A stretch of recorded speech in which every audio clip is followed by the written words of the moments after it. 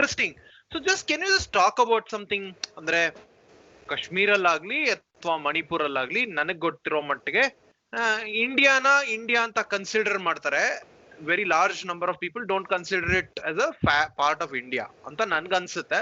I don't know if you had similar experience, but can you talk about something that was a very interesting experience for you in any of these conflict zones?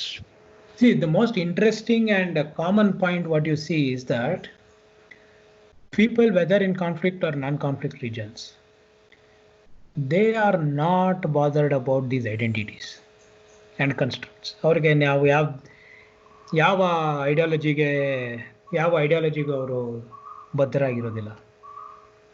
They want to go about their day-to-day life. ದೈನಿತ್ಯ ಜೀವನದ ಬಗ್ಗೆ ಮಾತ್ರ ಅವರಿಗೆ ಯೋಚನೆ ಇರುತ್ತೆ.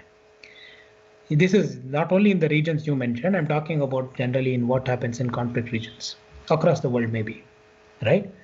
ಅವ್ರಿಗೆ ಅವ್ರದ್ದೇ ಆದ ಸಮಸ್ಯೆಗಳಿರುತ್ತೆ. ಆ ಸಮಸ್ಯೆ ಅಂದರೆ ಅವ್ರ ದೈನಿತ್ಯವಾದ ನಮಗೂ ನಿಮ್ಗಿರುವಂಥ ಸಮಸ್ಯೆಗಳೇ. Mainly there are agrarian economies. They depend on their lands or livestock. So ಅವ್ರಿಗೆ ಅವರ ದಿನ ಜೀವನ ನಡೆಸೋದೇ ಅವ್ರಿಗೆ ಒಂದು ಸವಾಲಾಗಿರುತ್ತೆ. ಬಟ್ ಈ ಬೇರೆ ಥರ ಐಡೆಂಟಿಟಿಗಳು ಮತ್ತು ಒಂದು ಐಡಿಯಾಲಜಿಗಳು, ಒಂದು ಕಾನ್ಫ್ಲಿಕ್ಟ್ಸ್ ಎಲ್ಲ ಎಕ್ಸ್ಟರ್ನಲ್ ಫೋರ್ಸ್ ಆಚೆ ಕಡೆಯಿಂದ ಬಂದಿರುತ್ತೆ. It is something interesting which we see, but they really do not have some positions.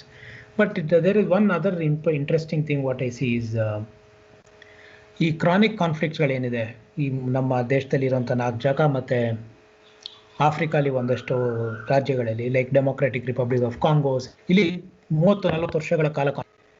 So when there is a conflict for a very long time, the societies get involved in it, they become party to it. This my observation. ಅವ್ರಿಗೆ ಯಾವುದೋ ಒಂದು ಕಡೆ they will start developing, ಈ Stockholm syndrome ಅಂತಾರಲ್ಲ ಆ ಥರ, they will start developing an idea. Because they have over 40 years, they're forced to choose the worst of the oppressor. The better of the oppressor. Yeah. So then you tend to go towards one particular idea, or one or the other particular idea. Like in Northeast, there is no one, there are no 2 parties in a conflict. In any party, there are 3 or 4 or 6 or 7. And the government usually is not a party to any of those conflicts. Alina inter-tribal warfare samasyagalide, right? So this is something which I have interestingly observed, and this makes it difficult for them to come out of the conflict. Give us an example. I mean, ಅಂದ್ರೆ ವರ್ಷಾನ್ಗಟ್ಲೆಯಿಂದ ಯಾವುದೋ ಯುದ್ಧ ಅಥವಾ ಈ ತರ ಸಂಘರ್ಷದ ಮಧ್ಯೆ ಅವರು ಒಂದು ಯಾರು ಕಮ್ಮಿ ಅಪ್ರೆಸ್ ಮಾಡ್ತಾರೋ ಅಥವಾ ಒಂದು ಐಡಿಯಾಲಜಿಕಲ್ ಸಿಮಿಲಾರಿಟಿ ಇರುತ್ತೋ ಅವ್ರನ್ನ ಸಪೋರ್ಟ್ ಮಾಡ್ತಾರೆ ಅಂತ ನೀವು ಹೇಳ್ತಿದ್ದೀರಾ ಅಲ್ವಾ? That's what you are saying, right? Have I understood you correct? What supports their life better, they support them. Okay. ನನ್ಗೆ ಯಾವ್ದಾನ ಒಂದು example ಕೊಡಕ್ಕಾಗತ್ತಾ? Can you just give me some example of it? ಈ 3 ರೀಜನ್ಗಳನ್ನು ಬಿಟ್ಬೇಡ. Okay, ಕರ್ನಾಟಕದ ನಾನು ನಿಮ್ಗೆ example ಕೊಡ್ತೀನಿ, which is ಎಲ್ಲ ಕಡೆ ಇದಕ್ಕೂ ಅನ್ವಯಿಸುತ್ತೆ. ಕರ್ನಾಟಕದಲ್ಲಿ ಸುಮಾರು 2095 ಇಸ್ವಿಯಿಂದ ಈಚೆಗೆ ಈ ನಕ್ಸಲ್ ಮೂವ್ಮೆಂಟ್ ತುಂಬ ಹೆಚ್ಚಿಗೆ ಆಯ್ತಾ ಬಂತು ನಮ್ಮ ಪಶ್ಚಿಮ ಘಟ್ಟದಲ್ಲಿ. ಕೊನೆಗೊಂಡಿದ್ದು ಈ ಕುದ್ರೆಮುಖ ಏರಿಯಲ್ಲಿ. ಅವಾಗ ಈಗ governments responded by branding a few people as naxal sympathizers. ಇವತ್ತು ಕೂಡ ಸಿಂಪಥೈಸರ್ಸ್ ಅಂತ ಇದ್ದಾರೆ. ಅಂದ್ರೆ people who sympathize with the ideology of naxals are whatever. It is a very vague definition. ಅದಕ್ಕೆ ಹೊಸದಾಗಿ ಅರ್ಬನ್ ನಕ್ಸಲ್ ಅಂತಾನೂ ಆಗಿದೆ. So these are all very vague definitions. So why in a very developed state like Karnataka, where governance structures are so present, Panchayat Raj is so active, still there was such a armed rebellion against the state? ಈ ಪ್ರಶ್ನೆನ ನಾವು ಹಾಕಬೇಕು. ಯಾಕೆಂದ್ರೆ is again because of a long term neglect by the state. ಈಗ ಅಲ್ಲಿನಂಥ ಜನ basically Kudremukh ಮತ್ತೆ ಸುತ್ತಮುತ್ತಿದಂಥ ಜನ, ಅವರ ಲೈವ್ಲಿಹುಡ್ಗೆ ನೀವೇನು ಹೇಳಿದ್ರಿ, ಗೌರ್ಮೆಂಟ್ನ ನಂಬಬೇಕು, ಪಂಚಾಯತ್ ರಾಜ್ ಸಿಸ್ಟಮ್ ತಂದ್ರಿ, ಎಲೆಕ್ಷನ್ ಮಾಡಿ ಅವ್ರು they will take care of your interests. Fine, they did it. But then at some point in time they felt, ನಾನು ಹೇಳಿದ್ದ, they felt that the government is not taking care of their interests. ಯಾವಾಗ when it came up, when the question arose of relocation due to the National Park Act, 1987 ಅಲ್ಲಿ ಬಂದಿದ್ದು, ಅದನ್ನು ಆಮೇಲೆ ಜಾರಿಗೆ ತಂದರು, that they wanted to relocate people because they converted certain areas into a national park.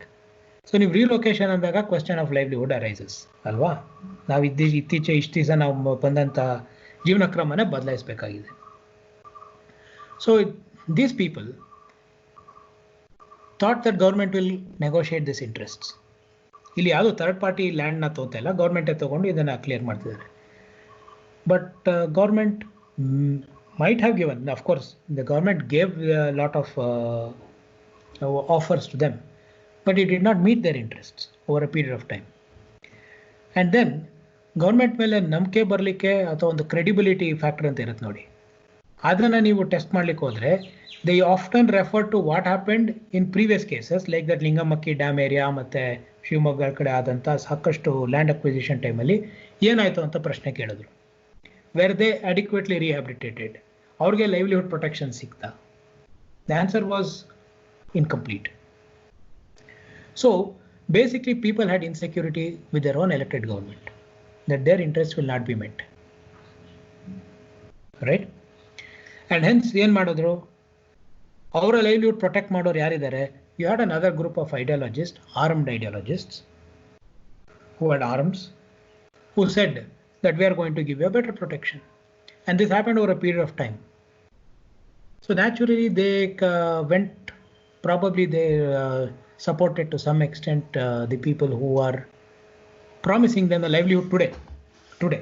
ಜನರಿಗೆ ಯಾವತ್ತು ನೋಡಿ, ಒಂದು difference between higher level politics and local politics is, local politics always ನನ್ನ ಎಕ್ಸ್ಪೀರಿಯನ್ಸಲ್ಲಿ ಅವ್ರು ಇವತ್ತು ನಾಳೆ ನಾಡಿದ್ರ ಬಗ್ಗೆ ಯೋಚನೆ ಮಾಡ್ತಾರೆ.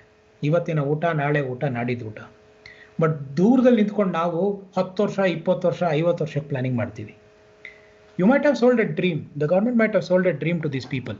ನೋಡಿ, ನೀವು ರಿಲೋಕೇಟ್ ಆದರೆ ನಿಮ್ಗೆ ಅಷ್ಟೊಂದು ಒಳ್ಳೊಳ್ಳೆ, ನಿಮ್ಗೆ ಇನ್ನೂ ಒಳ್ಳೆ ಜಾಗ ಸಿಗುತ್ತೆ, ಮಕ್ಕಳಿಗೆ ಎಜುಕೇಷನ್ ಸಿಗುತ್ತೆ, ಕಾಡಿಂದ ನಾಡಿಗೆ ಬರ್ತೀರಿ, ಇಂಜಿನಿಯರ್ಗಳಾಗ್ತೀರಿ, ರಿಸರ್ವೇಷನ್ ಕೊಡ್ತೀವಿ. True, it may all be true, it has happened. ಈಗ ನೀವು BR ಹಿಲ್ಸ್ನ ವೆಕೇಟ್ ಮಾಡಿಸಿದ್ರು, ಅಲ್ಲಿ ಆಚೆ ಬಂದವರು ಸುಮಾರು ಜನ ಚೆನ್ನಾಗೇ ಇದ್ದಾರೆ, BR ಹಿಲ್ಸಿಂದ, ಬಿಳಿಗಿರಂಗನ ಬೆಟ್ಟದಿಂದ ಬಂದಂಥವ್ರು.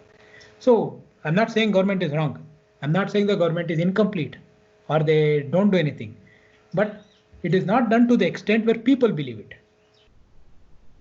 ಅವ್ರಿಗೆ ನಂಬಿಕೆ ಹುಟ್ಟಿಸೋಂಥ ರೀತಿಯಲ್ಲಿ ಅದು ಯಾವತ್ತೂ ಈ ಪ್ರಕ್ರಿಯೆ ಆಗಲೇ ಇಲ್ಲ. ಹಾಗಾಗಿ ಅವ್ರಿಗೆ ಹೆಚ್ಚಿಗೆ ಇವತ್ತು ನಾಳೆ ನಾಡಿದ್ದು ಪ್ರೊಟೆಕ್ಟ್ ಮಾಡ್ಲಿಕ್ಕೆ ಆಗುವಂಥವ್ರು these extreme left wing ideologues with arms were present front of you.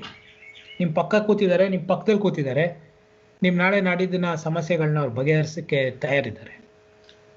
So this over a period of time, if it happens, naturally you will develop all sorts of sympathies towards your oppressors.